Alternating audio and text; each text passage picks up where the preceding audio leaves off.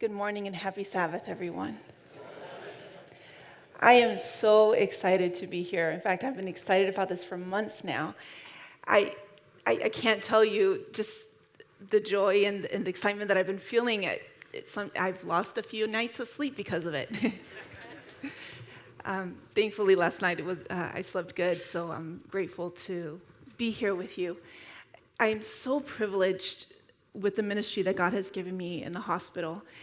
I can't tell you, in the last 11 and a half years or so that I've been there, some of the most significant life lessons that I've learned has been being with these families through some of the greatest moments of their lives, both joyous moments and the most difficult moments of their lives. And part of the reason why I'm excited to be here is because I get the opportunity to share with you some of these life lessons that has been just so precious to me and made such a difference in my life. Thank you for this chance. Somebody else that has been very significant in my learning has been my daughter Grace, she's 9, and my son Justin, he's 7. And I thank God for them because they teach me about the joy and the value of life. And I was reminded of something that happened many years ago. They were about 2 and 4. And during that time, especially when they were young, we got a lot of hand-me-downs, which I was so grateful for. A lot of clothes, a lot of furniture, a lot of things that we needed. And among those things, there was this Mickey Mouse about yay high, and it needed batteries. So for about, 5 or 6 months, it was just sitting in the toy box. Until one day, finally, I bought the batteries that it needed. I put the batteries in, and I was amazed at how my children reacted to this Mickey Mouse, because it's the kind that you press this little button on the hand, and then it starts moving around and talking and dancing and just inviting the kids to just have fun. And they were just fascinated by this Mickey Mouse going around and dancing and moving. And they started to scream. Imagine a 4 and a 2-year-old just screaming at the top of their lungs. And I'll admit, the first instinct that I had was like, oh Lord, I hope that they're not screaming so loud that it's disturbing any neighbors. and so at first I was like, man, do I need to ask them to quiet down? But then there was something that told me, they're being kids, just leave them. So I let them continue to scream and dance around and play around with this Mickey Mouse. And it just kept going, and they kept going, and they kept screaming, and they kept laughing, and they kept moving around and dancing with this little Mickey Mouse. They must have been there like a good 20 or 30 minutes. I could not believe how long they were enjoying this Mickey Mouse. And as I was there in the kitchen, just listening to them and hearing the joy and the laughter, all of a sudden, I felt that God just whispered in my heart and just said, Tati, when was the last time that you allowed yourself to scream for joy without caring what anybody said? And I tell you, it almost brought tears to my eyes when I realized I could not remember the last time that I embraced joy just unbridled like that. And then he whispered again, and he said, Tati, and when was the last time that you allowed yourself to cry and grieve with just open hearts, just letting it all out? And I could not remember. I could remember screaming with pain when I had my son, like a crazy woman, but I could not remember screaming with joy or yelling out and crying with pain with all of my heart, like my kids were showing me. And there was something that I realized at that moment, that there's just something about living life to the fullest that entails embracing our joys and our sorrows, the ups and the downs, the highs and the lows, the good, the bad, and the ugly of this life, and the fullness of my humanity. There's something about embracing all of life with an open heart and everything that comes toward us, even whether we like it or not, but just embracing it as part of this experience that I believe is the true meaning of living life to the fullest. And there's something about it that connects me with what I want to talk to you about in this title that I chose, The Mourning Before the Mourning. So when I heard of the title of the retreat, right, Jesus is coming, get involved, I was like, man, we're talking about Jesus is coming, and Pastor Hezron asked me to talk about mourning and loss and grief. So I thought about how I connected the two, what was meaningful to me about the title, and I realized that one of the best, if not the best thing that we can do to prepare for Jesus' second coming is to fully embrace his first coming. Because before the crown of glory came the crown of thorns. And there had to be a Friday crucifixion before there was a Sunday resurrection. And that is why I believe Jesus calls us to take up our cross and follow him. Are we willing to do that? Are we willing to embrace all of that life offers us and take up our cross and follow him, even when that means going through our own Gethsemane, persecution, crucifixion, and death? The beauty of it and what gives me hope is that there is that third day, that resurrection morning. And though weeping may endure for a night, joy comes in the morning.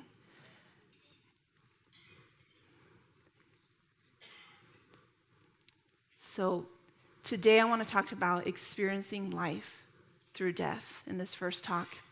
And there's a couple of quotes that I really like. Khalil Gibran said, "The deeper the sorrow carves into your being, the more joy you can contain. Is not the cup that holds your wine the very cup that was burned in the potter's oven?" And Jim Rohn says, "The walls we build around us to keep sadness out also keeps out the joys." So there's something about embracing both the joys and the sorrows that helps us to truly live a meaningful life. There's something about this, what I sometimes feel like is like an oxymoron or a dichotomy, but it's all part of life and the life that God has called us to live. And I can't help but remember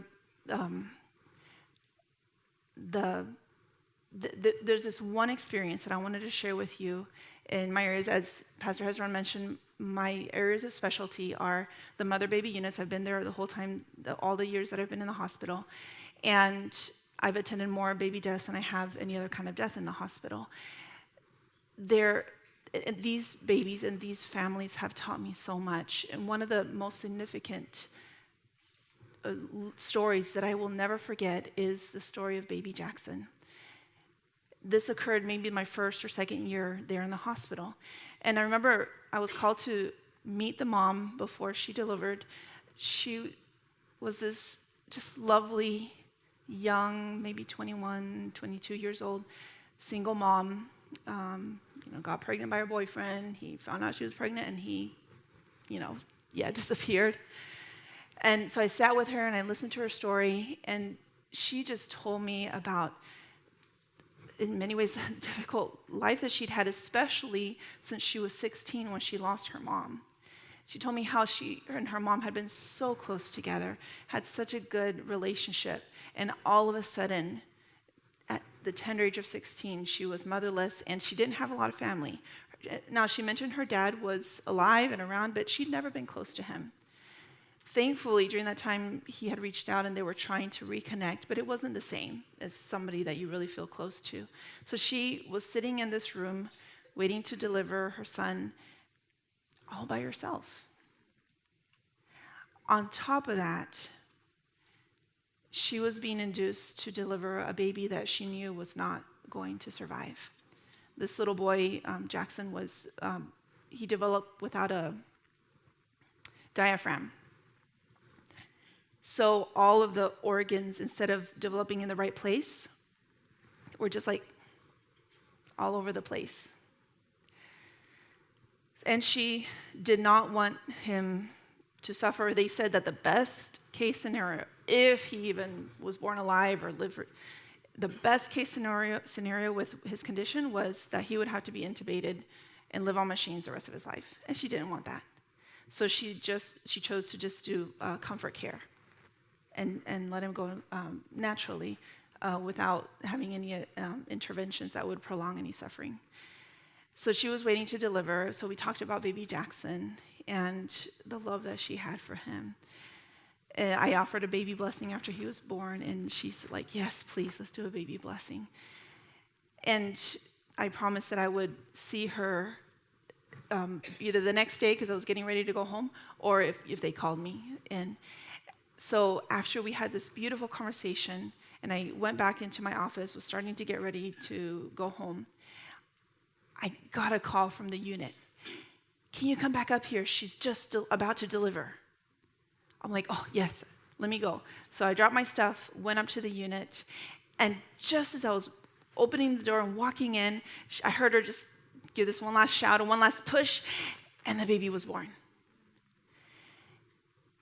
And in that moment, it just blew my mind to watch this young mom receiving her son. The nurses attended her, and they cut the umbilical cord, they kind of cleaned him up just a little bit, and they handed the baby Jackson to her as soon as possible they could. And I remember her holding this tiny little baby. He fit in like the palm of her hand, basically. And she started crying tears of joy as she oohed and awed of her son. Outwardly, he looked perfect. He was beautiful.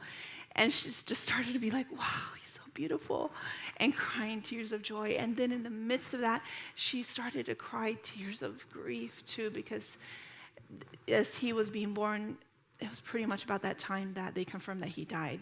We don't know exactly, but he wasn't born alive. So she was crying tears of grief as well.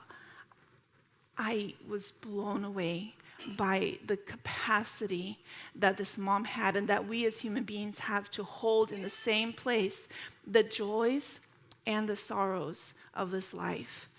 And I got to tell you, I feel like I was walking on holy ground. So we were there, the nurses and I, with this precious mom as she oohed and on over her baby.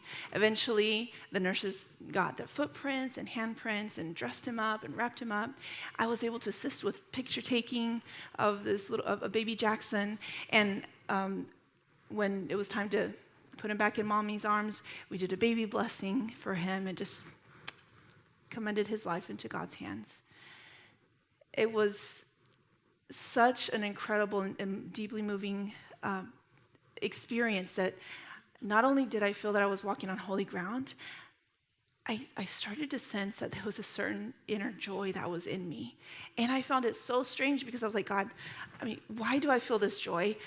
This baby just died, and I felt sorrow too. It was strange, but I felt sorrow and joy at the same time. But there was this joy that I knew that wasn't from me. It was very deep, and I knew it had to come from God. So after spending time with her and saying my goodbyes, I went back into my room, and I followed what I felt my spirit was telling me to do. I just wanted to praise God, so I knelt down in front of one of the chairs in my office and just started praising God. And I was like, God, I just want to praise your name. I don't know what this means, but I just want to thank you and praise you for this opportunity and privilege that I had to be with this family. And thank you so much for baby Jackson. And thank you so much, Lord, for being such an incredible God. And at that moment, I felt God whispering to my spirit again. And he said, see, Tati, this is why I brought you to chaplaincy, so you could experience life through death. And in my mind's eye, all of a sudden, I had this vision of Jesus on the cross. It's one of those things that I sense was such a deep mystery that I feel like I'm going to be studying this for the rest of my life. Experiencing life through death.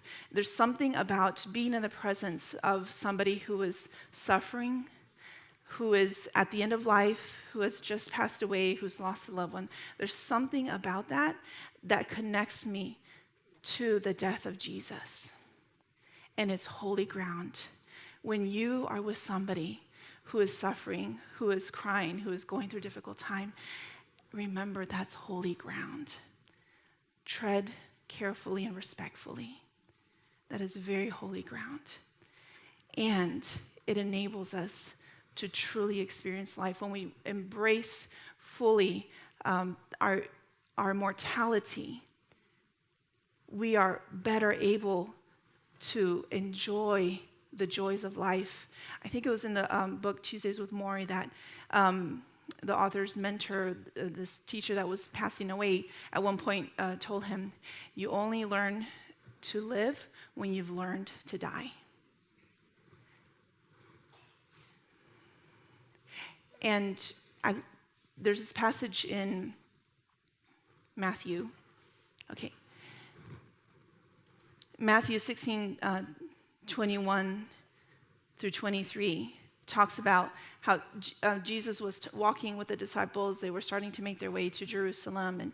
And Jesus began to show his disciples that they must go to Jerusalem and suffer many things from the elders and chief priests and scribes and be killed. He started talking about his suffering and death.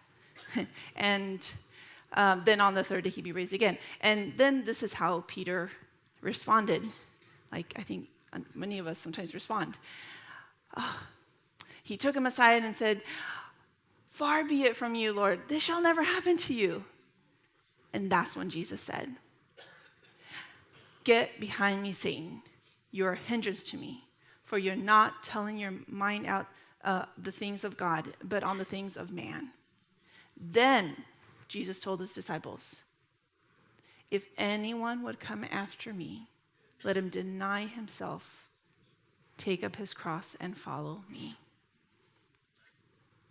I thought of that context of that passage. And how many times do we act like Peter? Somebody starts to talk about what is troubling them, something that's depressing or sorrowful, or they start to cry in front of us, and we're like, don't cry, don't be sad, just have faith. And we don't realize that we're doing what Peter did and try to shut down people from embracing their mortality and the fullness of their human experience. I think it is so valuable when people have the courage to talk about these subjects and face their mortality. In fact, in the hospital, when I've been with families who lose a loved one, there's often a difference between a loved one who passes away and they've made prior arrangements for themselves and those who have nothing prepared. The people who had the courage and the foresight to prepare, funeral arrangements and get all their matters settled ahead of time, I've noticed that the families are a lot less stressed. They're grieving, but they can just concentrate on the grieving. They don't have all this extra baggage on them that complicates things and doesn't allow them to grieve the way that they need to, or at least interrupts that process. And then those who are worried about finances and what they don't know what to do, it's like it adds more stress to their already tragic experience. And I just recommend it. Have the courage to talk to your families what your wishes are ahead of time. What kind of medical interventions you would like to have or not have.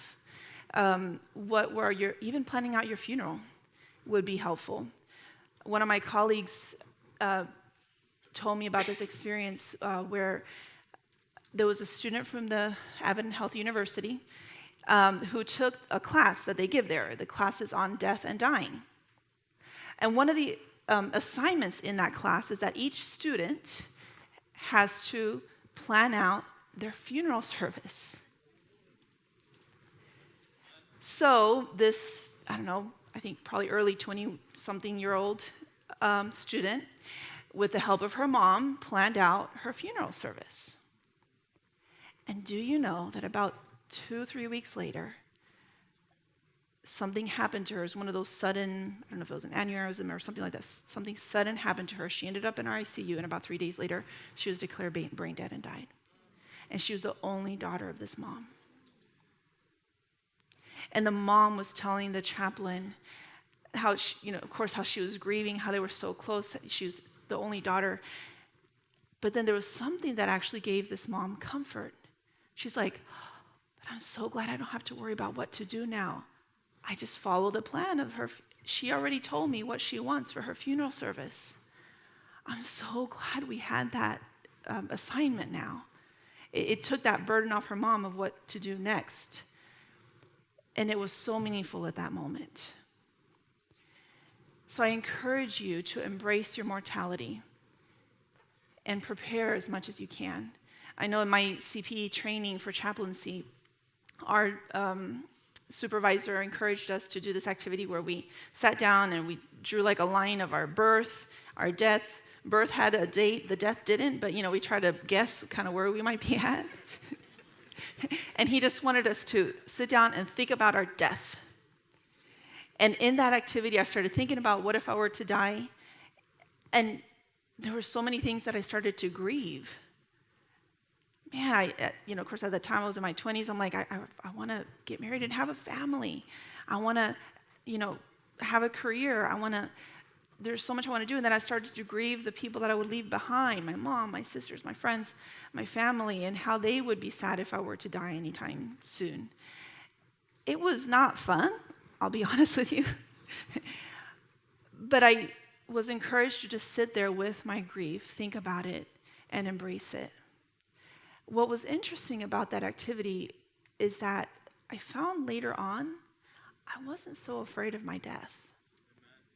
There was still the grief there, of course, but it wasn't as scary.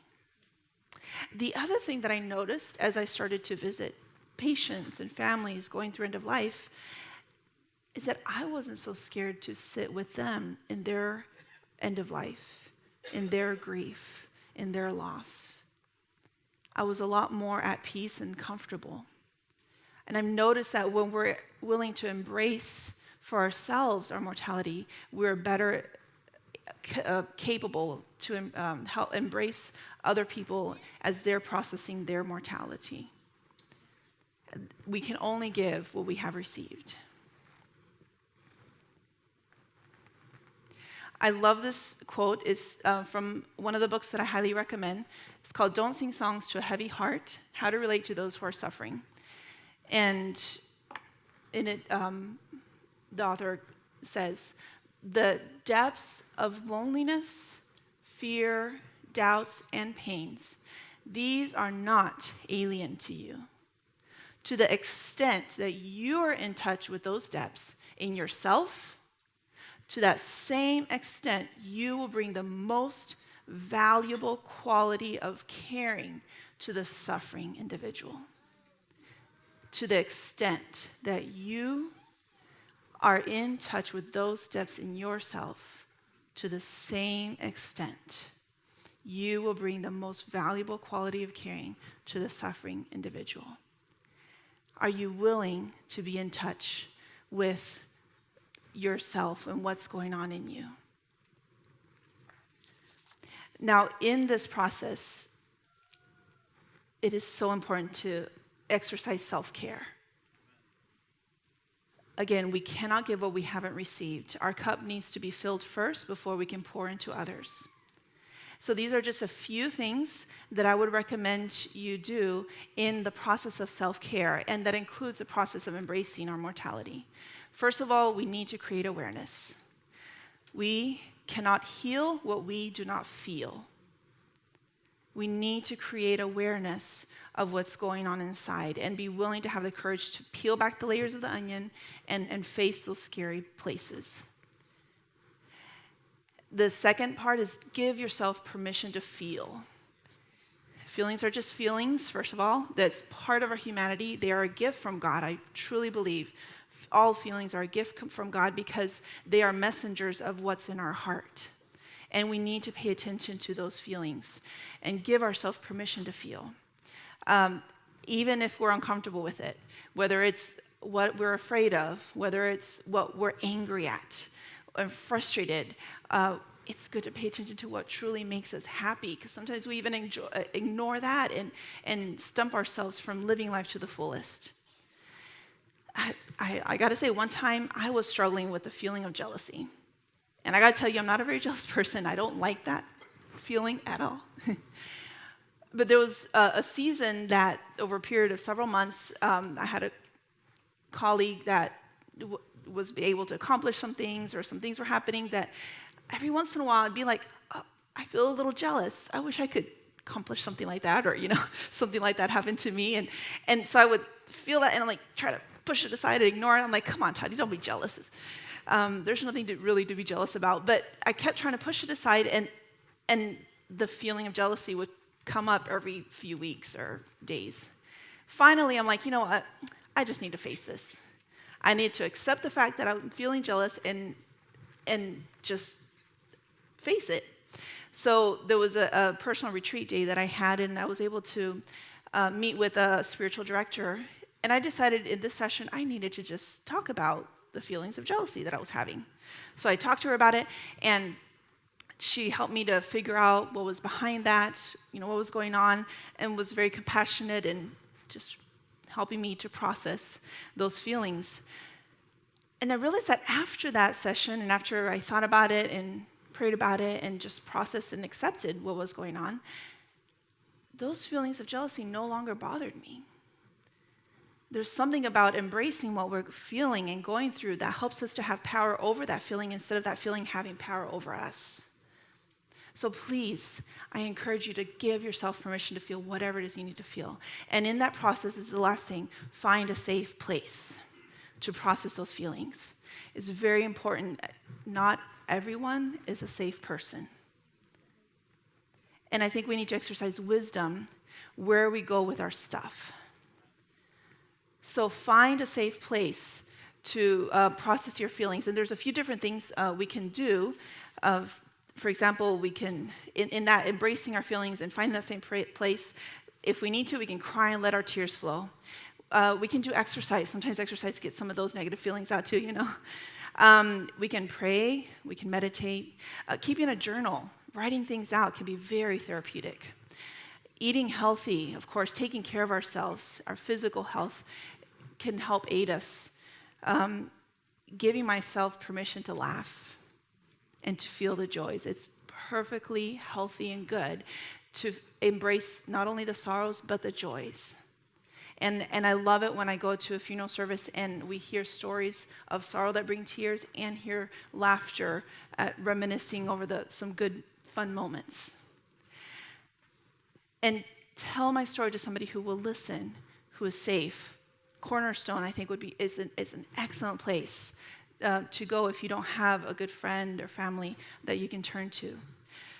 And there's also support groups and other places that you can go to. So please, take care of yourself. There's a Turkish proverb that goes, "He that concealeth his grief finds no remedy for it." So let us not try to conceal or let shame take over, but be willing to face them and bring them out to the light. And in this process of being with people who are at the end of life, there are 5 things that I've noticed are very common and important to people who are nearing the end of life. And they're around these quotes, or what a lot of people say. I'm sorry. I forgive you. Thank you. I love you. And many people at the end of life want to make sure that their loved one or loved ones are going to be okay. A lot of families want to make sure that the person that's passing away is going to be okay. There's something about addressing these things that helps the person who is passing away to have peace. And when the family is involved in that process, it helps them to have a sense of comfort and peace as well. The bottom line is this: relationships. There's nothing more important than our relationships in life. And that includes our relationship with God, with ourselves, and with others. How wonderful would it be if we could live like we were dying? If we could know that the true value of this life lies in relationships.